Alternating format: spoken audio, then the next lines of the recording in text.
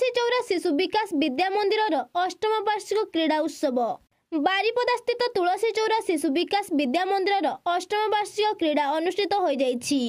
एही वार्षिक क्रीड़ा रे प्रथम दिन मुख्य अतिथि भावे मान्यवर बारिपदा विधायक श्रीजुक्त प्रकाश सोरेन उद्घाटन करथिबा बेले सम्मानित अतिथि भावे विजय दास और लक्ष्मीनारायण दास उपस्थित थिले।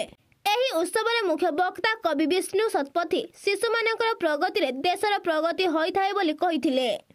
प्रथम दिवस रे 100 मीटर दौड़ 200 मीटर दौड़ आली चामच आदि खेल होइथिला। सेहीपरि द्वितीय दिन मुख्य अतिथि भावे प्रमेयर जिला प्रतिनिधि संजय कुमार चौधरी एवं मुख्य वक्ता भावे अमिताभ मिश्र कंटापा नोडाल हाईस्कूल प्रधान शिक्षक जोगदे शिशुकर क्रीड़ा मनोभाव रहिले सर्वांगीन उन्नति होई थाए बोली कहिथिले। द्वितीय दिवस रे गणेश कषा म्यूजिक चेयर बिस्कुट डिया आदि खेल होइथिला। एथिरे विद्यालय प्रधान आचार्य विष्णुचरण साहू अतिथि परिचय करथिबा बेले विद्यालय प्रतिष्ठाता विनय कुमार मांडई धन्यवाद अर्पण करथिले।